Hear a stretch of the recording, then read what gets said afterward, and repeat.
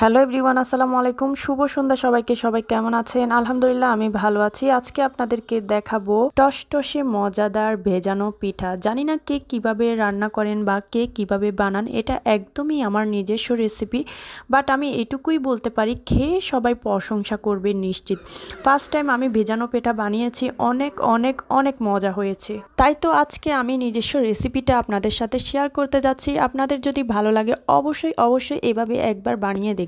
এখানে প্রথমে আমি 1 কেজি দুধকে জাল করে অর্ধেক করে নিয়েছি এবং কি খাঁটি খেজুরের রস 2 লিটারকে আমি সেম দুধের মতো অর্ধেক করে নিয়েছি। এরপরে চুলা থেকে নামিয়ে হালকা ঠান্ডা হয়ে আসলে আমি দুধ এবং রসটা মিশিয়ে নিয়েছি।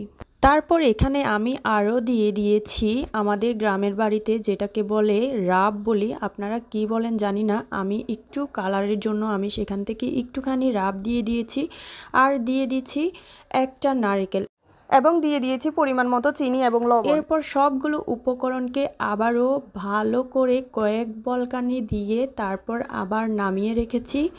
হালকা ঠান্ডা হয়ে আসলে আগে থেকে এই যে দেখতেই পাচ্ছেন চিতই পিঠা বানানো ছিল, সেই চিতই পিঠাগুলো ভিজিয়ে দিয়েছি। হ্যাঁ, আপনারা অবশ্যই গরম গরম একটা উপকরণের সাথে আরেকটা উপকরণ মেশাতে যাবেন না, তাহলে কিন্তু প্রবলেম হতে পারে। আমি যেভাবে দেখিয়েছি ঠিক সেইভাবেই ভিজাবেন। একটা একটা করে সবগুলো পিঠা ভিজিয়ে দিয়েছি। হ্যাঁ, আরেকটা কথা, অবশ্যই আপনারা কোনোভাবে হাত দিয়ে ধরবেন না, আঙ্গুল বা কোনো কিছু দিয়ে লাড়াবেন না, জাস্ট ভিজিয়ে রেখে দিবেন। এরপরে হচ্ছে সকালবেলা এগুলো আমরা খেয়েছি, দেখেন কি মজার ইয়ামি হয়েছে। পিঠার ভিতরে সবগুলা ঢুকে রসটার স্মেলটা অসাধারণ ছিল। তো আমি এখানে অনেকগুলো উপকরণ দিয়েছি, আপনারা চাইলে কিন্তু সব উপকরণ না দিয়ে যেটা যেটা আপনাদের কাছে আসে জাস্ট সেটা আপনারা দিতে পারেন। এই যে দেখতে পাচ্ছেন আমার মেয়ে আর ছেলে বেশ মজা করে খেয়েছে। বিশেষ করে মূলত আমার মেয়ের জন্যই বানানো।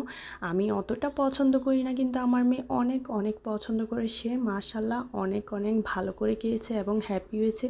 বলতেছে, আম্মু তুমি ফার্স্ট টাইম বানাইছো, কিন্তু মনেই হচ্ছে না যে তুমি ফার্স্ট টাইম বানাইছো। সত্যি আমার শাশুড়ি, হাজব্যান্ড সবাই খেয়ে প্রচুর সুনাম করেছে। আসলে আমি নিজেও চিন্তা করতে পারি নাই ফার্স্ট টাইম পিঠা বানিয়ে এভাবে সবার মন জয় করে ফেলবো। আলহামদুলিল্লাহ আমি পেরেছি সাকসেস। আসলে মানুষ পারে না এমন কোনো কিছু নাই, চেষ্টা করলে মানুষ সব পারে।